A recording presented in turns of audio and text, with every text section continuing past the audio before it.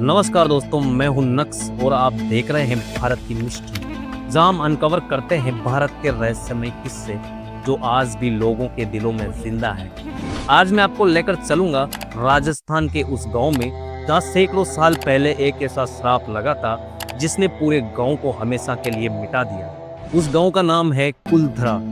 एक वक्त था जब कुलधरा गांव रेगिस्तान का सबसे खूबसूरत और खुशहाल गांव माना जाता था, जहां लोग खेती करते थे, मंदिरों में घंटियां बजती थी, बच्चों की हंसियां गलियों में गूंजती थी। गांव के हर कोने में एक अलग ही पॉजिटिव एनर्जी थी। लोग एक दूसरे की मदद करते थे।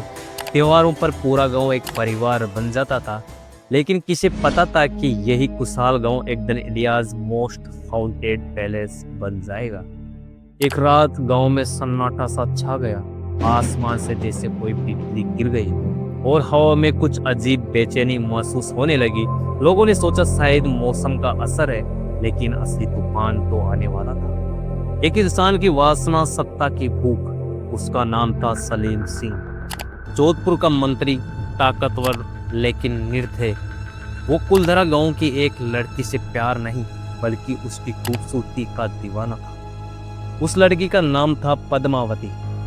पद्मावती गांव की शांति, उसकी मुस्कान जैसे सूरज की पहली किरण।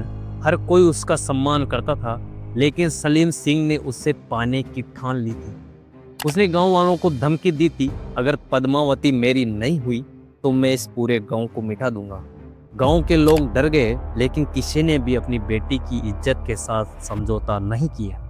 गांव के बुजुर्गों ने पंचायत बुलाई। सभी परिवारों ने मिलकर एक फैसला लिया, हम अपनी बेटी की इज्जत बचाएंगे, चाहे इसके लिए हमें सब कुछ छोड़ना पड़े। उस रात कुलधरा के हर घर में दीपक जलाया गया। लोगों ने अपनी आखिरी नमाज, आखिरी पूजा की और फिर पूरा गांव छोड़ दिया। कहा जाता है कि 85 गांव एक साथ उस रात गायब हो गए। जाने से पहले उन्होंने एक श्राप दिया, जो भी कुलधरा में बसने की कोशिश करेगा वो जिंदा नहीं बचेगा। उसके बाद से कोई नहीं जानता कि वो लोग कहाँ गए, लेकिन उनके जाने के बाद गांव की हर ईंट और दीवार एक रहस्य बन गई। रात में वहाँ से अक्सर आवाज़ आती है, कभी घुंघरू की, किसी के कदमों की आहट, पर जब कोई जाकर देखता है वहाँ कुछ नहीं होता।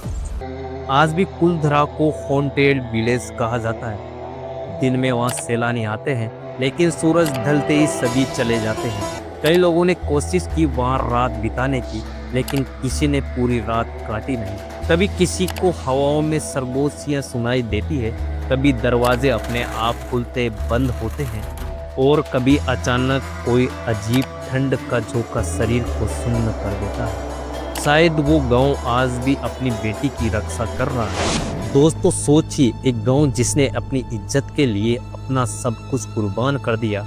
पद्मावती की कहानी हमें यह सिखाती है कि कभी कभी सच्चाई की ताकत हथियारों में नहीं बल्कि आत्मसम्मान में होती है। कुलधरा सिर्फ एक हाउंटेड स्टोरी नहीं है, यह एक सिंबल है कर्ज, सेटिस्फाई एंड डेकिनिटी का।